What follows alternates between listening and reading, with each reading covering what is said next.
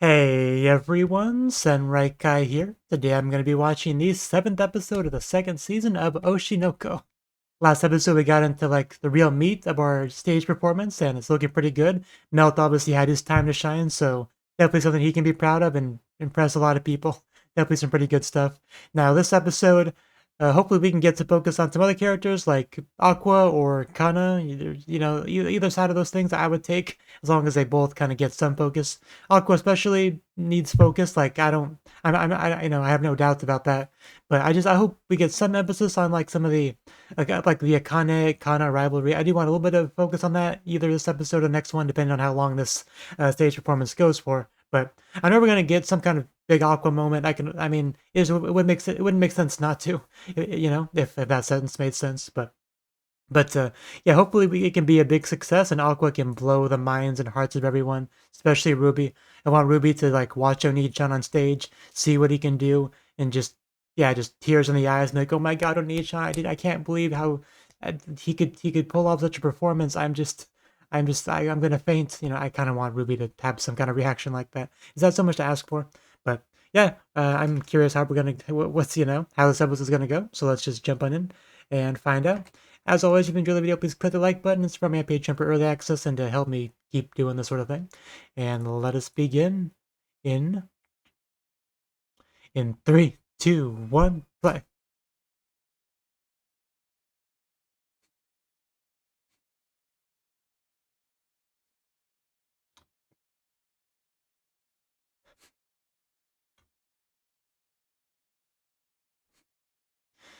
I do like Memsho's pose in that shot.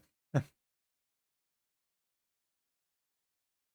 still can't believe this show managed to have like such a banger opening for season 1 and season 2. Not many people can pull that off. Not many, anime companies can pull that off.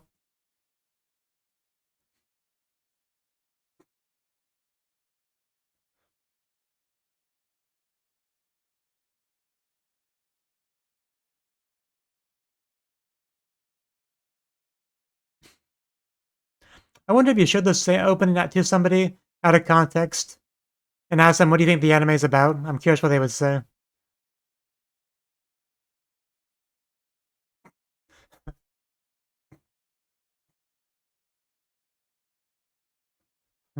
And then the bouncing rip. One day we'll get to see Ruby on stage again. And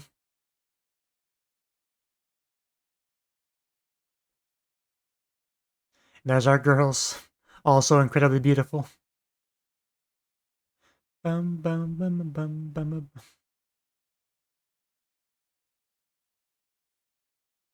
I don't know why I have to show. I like at the end of the end of the opening like that. It always just shoots me right to the feels.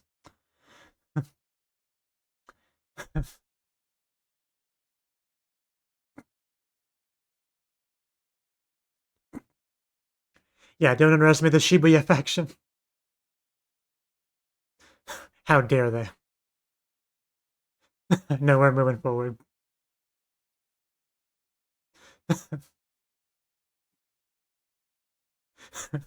Tell them she's good.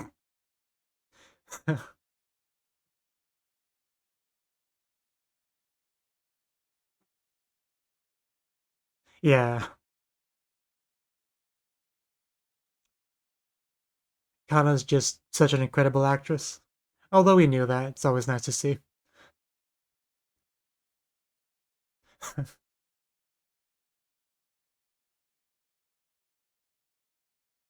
Yeah, such a big difference from her between her and Melt.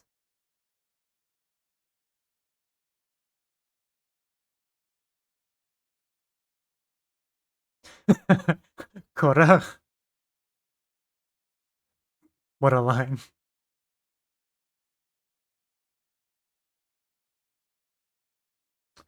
Yeah, I can't trust those Shinjuku faction people.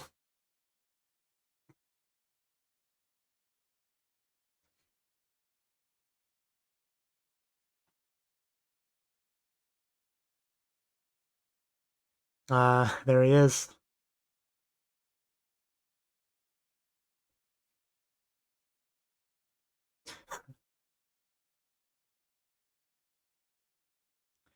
Human emotion from Aqua. Oh, we're gonna get to see Sayahime. Ooh, what a throne. Oh, even the lighting, wow.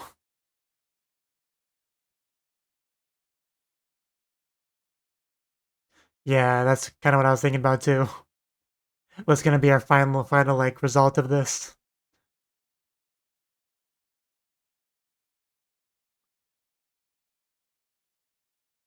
It's a big moment for sure.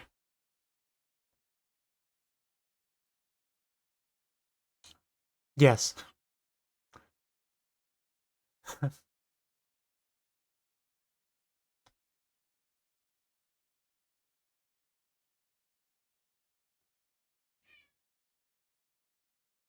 Whew.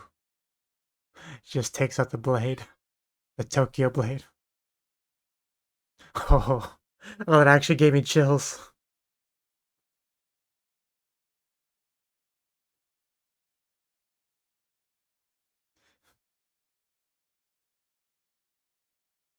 Yeah, look at this princess. Never underestimate Akane. Yuki, I think that's her name, is in the audience. I think my cat wants in. I'll be right back.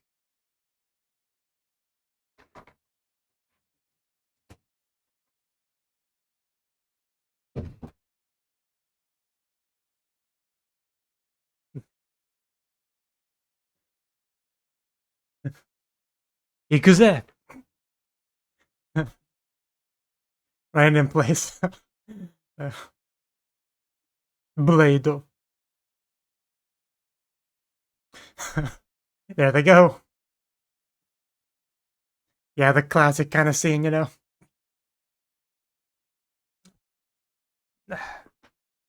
This is the cat in question.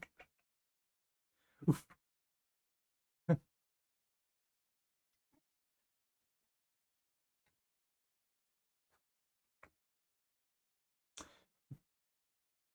Freaking Moan Man.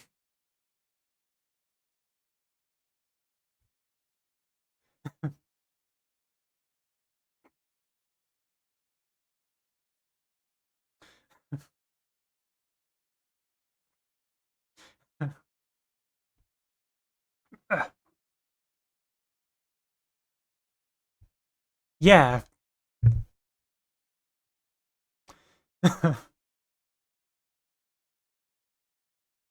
I certainly wouldn't mess with that blue-haired guy.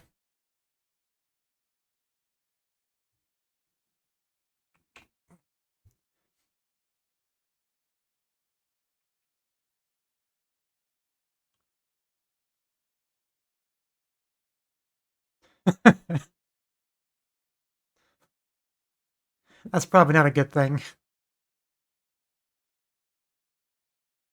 Yes, I want a one-on-one between those two characters. Oni no Hime. And the transitions are so cool. I love this 2.5D thing.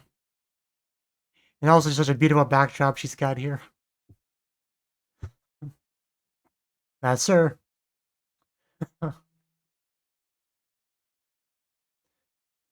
I mean, most people do, I think.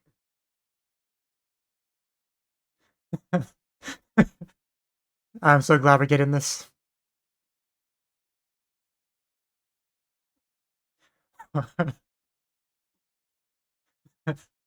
Looking down on me, quite literally. I have the high ground, it's over.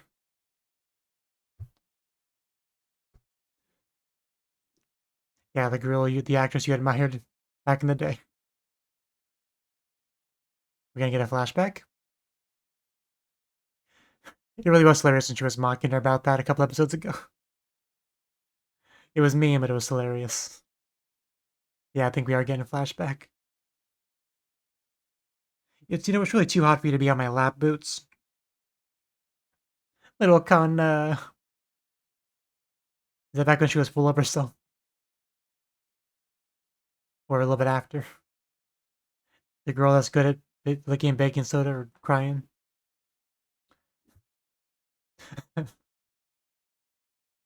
Oh, wow, yeah, she's oh, that's so cute. That's so cute. Then she said the thing.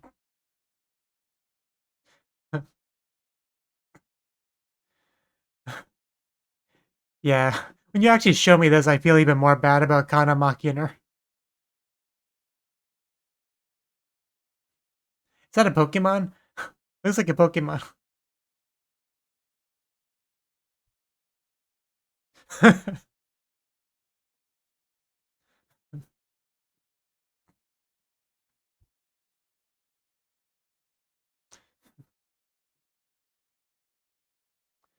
I don't think that's true. Yeah, the parents clearly thought it would be good for her to at least try, you know? Yeah, let's not get too crazy. But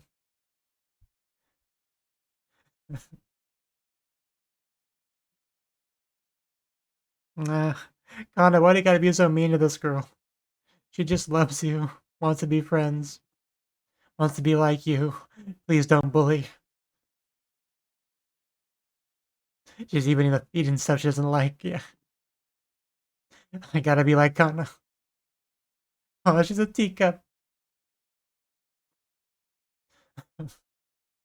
Nah.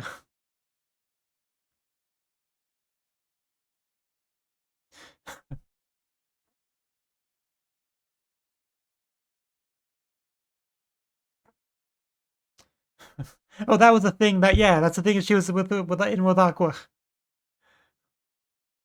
Back when Aqua was a happy child.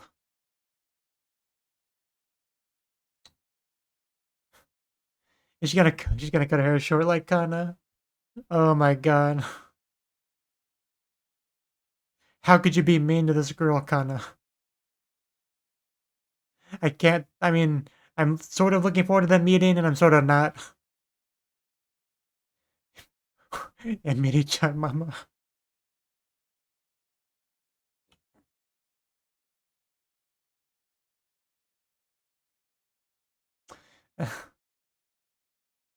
Yeah, then I met her and got disillusioned.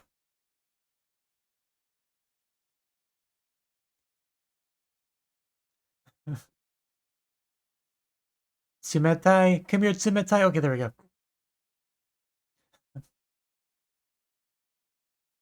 Kana-chan. That's a Kana. But I guess when you try to look like her, that kind of misunderstanding can happen. Yeah, oh, oh, oh no, oh no. I can't watch this. Is this back when Kana-chan was like maximum bitch mode, which it probably is?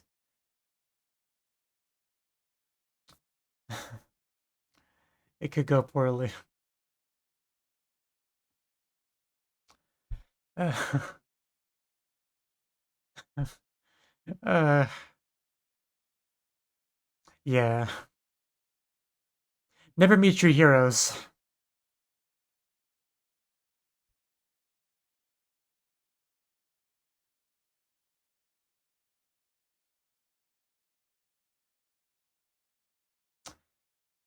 Uh, the disillusionment is real.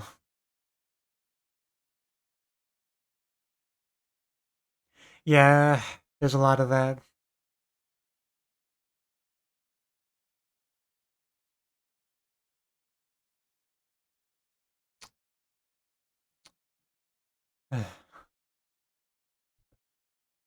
It means I get work. I mean, I certainly can understand that, but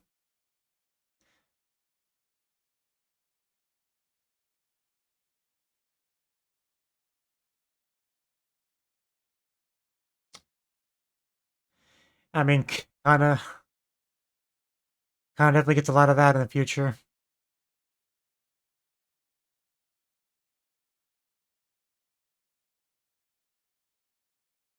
Damn.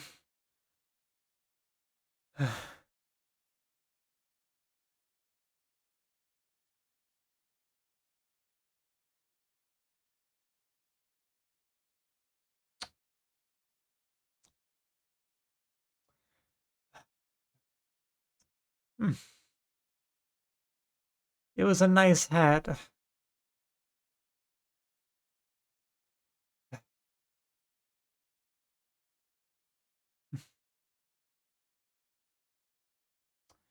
Yeah, this is not a good first impression.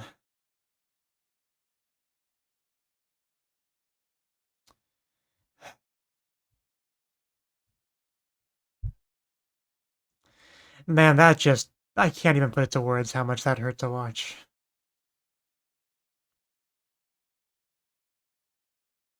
Like, I'm on the verge of tearing up right now.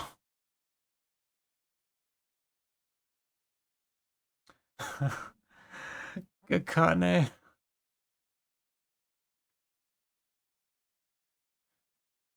Can a grown up please help me? I didn't understand, like, what's going on in this crazy bitch's head. Just give me the books.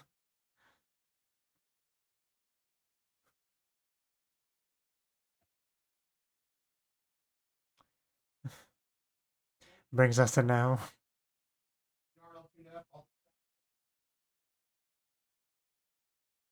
Well, that's good.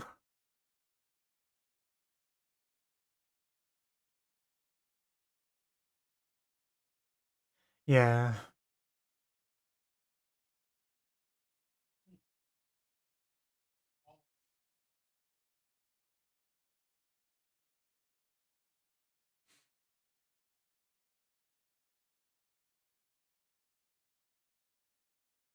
Gotta love Akane going full psychoanalysis on Kana.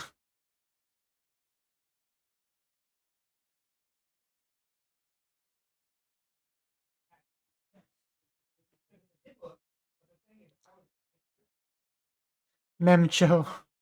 Or, Bikamachi.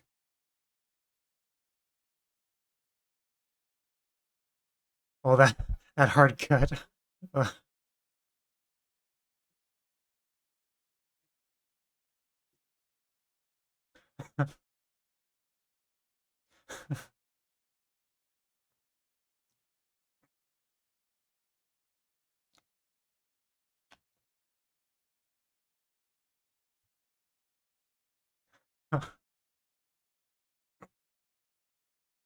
I don't like the present kind of job. What a line. Being pushed into a mold, basically.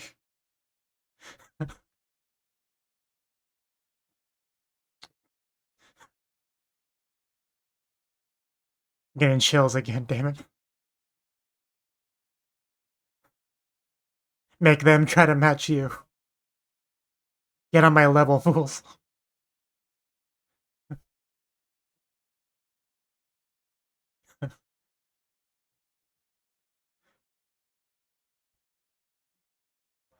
Oh, let's pound blades, kinda.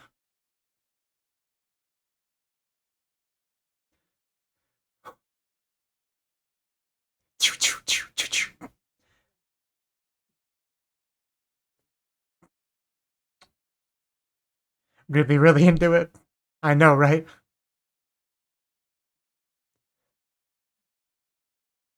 Yeah, there's one that's really got our focus.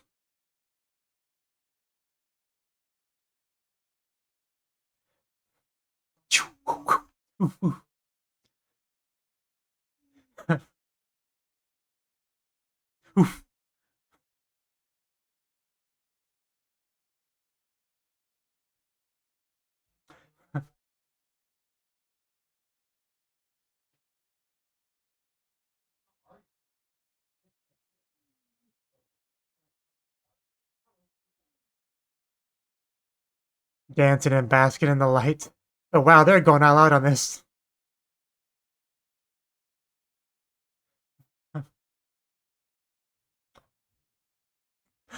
little Akane. I just want to give her a hug. So she did pick up what she's putting down. Yes.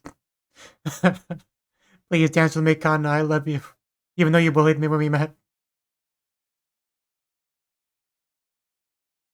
A little Kana. Little crying Kana.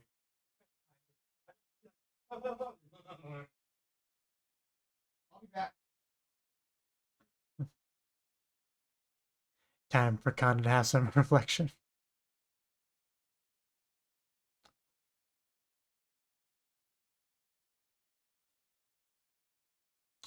But you still gotta pay attention to the acting, to the performance, Kana.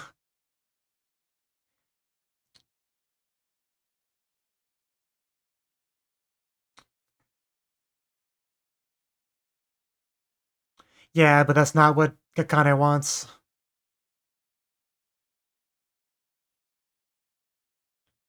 But, but, is the right decision for them.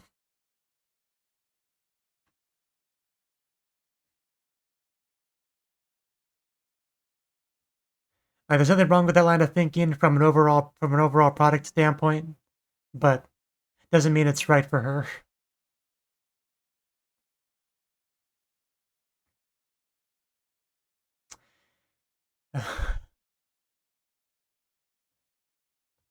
But that's not what she wants.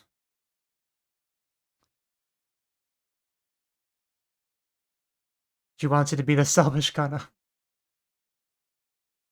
Yeah, you can't have a face off with somebody that's holding themselves back.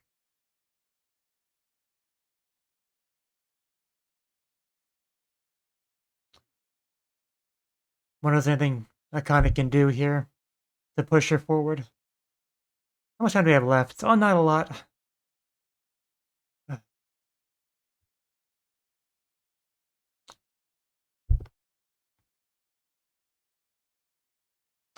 Everything just burns around you. I mean, that's war. I am sweating so much because of my fat, hairy cat on my lap.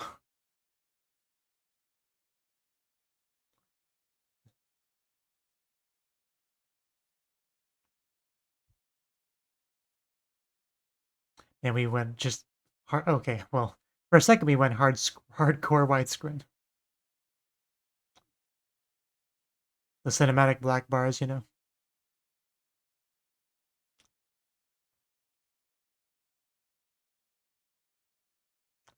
Yeah, it's not really what you were going for.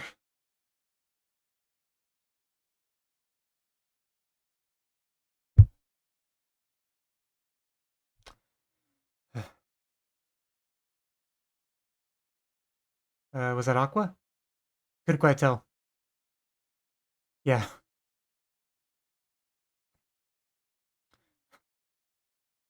exasperating.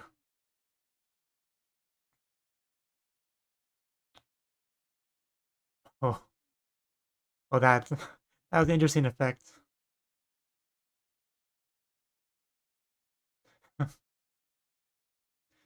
Yeah, Kana on stage, the idol stuff.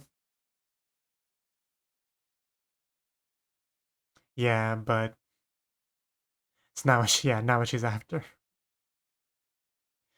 She wants to outshine the real Kana-chan.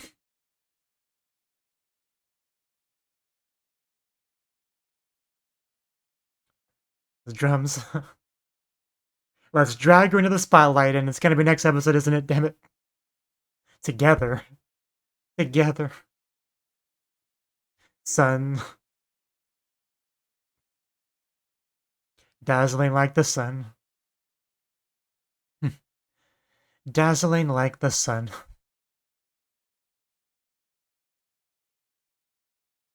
It is funny having Ruby be in the ED, like the main girl in the ED, but she's like not at all relevant to the current arc.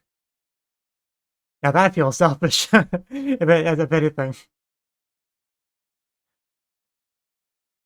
That is funny.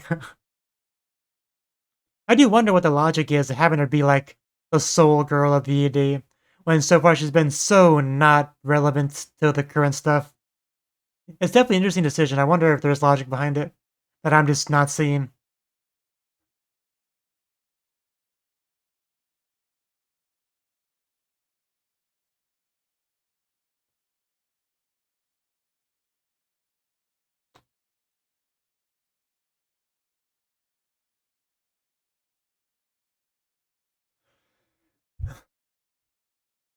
Kami Kodo Shitemu. That's such a long word when written in Romaji like that.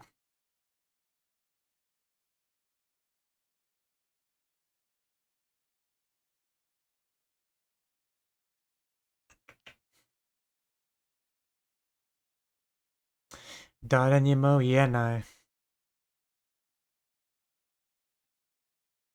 Okay, that was the 7th, I think, episode of the second season of Oshinoko. And wow, what an episode this was. Like, I think more so than maybe any other episode of this season. This felt like a work of art. Like, I don't even know where to begin, like, trying to really talk about it, right? Like, because early on, we just had the stage play stuff, right? We had a bit of a showcase of what Kana can do, like showcasing. Oh, my leg! My cat got off my leg, and yeah. Anyway, a showcase of Kana's ability to ad lib, to be able to support other actors. How that's where she really, well, like a talent that she has. That other actors working with her definitely appreciate that. No doubt in my mind about that one, right? So we got a little bit of that, but where the episode really started to get rolling was when we unveiled Sayahime, right? Because she was the one, like, there was the most revisions and stuff with the script because we weren't quite sure how to handle her character. There's a lot of back and forth on that, a lot of disagreement, but the end result seems pretty good from what I can tell. But yeah, this this was a chance to like do a deep dive into Akane as a character, right? Because we got, bits and pieces. Like, we know that she's been working hard since childhood to be an actress, and that she did look up to Kana. So we did get a lot of the seeds for this to make sense. But like, actually getting to see it in full flashback territory, like it definitely hits different. Like, I talked about it before, but like, because I thought it was funny when Kana was mocking her before about being a big fan of hers and stuff like that. At the time, it was funny, but like as I'm watching this, man, like it became less funny because it was just so pure, innocent, genuine. Like, she watched Kana on the TV, and especially that part where she was like telling her to rewind it. I want to go. Yeah, she just like grabs onto her clothes, like, rewind it, mama. Oh, that just, man, my heart when I saw that part. Like, just immediately I started to feel anger towards Kana for mocking her in a previous episode. Like, but she just worked so hard after that. We see her in a teacup. We see her watching more stuff with Kana in it, including the work that had Aqua in it, eating like Brussels sprouts or whatever that green stuff is. That which I'm pretty sure is like the same thing that Kana like dressed up as and sang about in that one commercial thing, right? She's got like posters of Kana. She gets her hair cut to look more like Kana. She wears the hat to the point where she gets mistaken for Kana by like some, you know, in the industry dude, right? So he kind of leaks some information to her that he shouldn't about how it's like a rigged game and all that, right? But in that scene, she meets the real Kana, and man, I got like so worried when when she first popped up, right? Because disillusionment is a real thing, whether it be like for like an actress or something that you really look up to, or just an industry, right? Because Oshinoko as a whole has been a big part of it, has been like shining a light on the darker aspects of a lot of this entertainment culture stuff, right? So, but when you're like a innocent, naive child that's stars in your eyes, you don't really understand the depths of this stuff. But Kana, at this point in time during the scene here, she's aware of a lot of it. She's faced it. She's doing her best in her own way, trying to succeed, but has to deal with the reality of how things work in this industry. Just getting work where she can, right?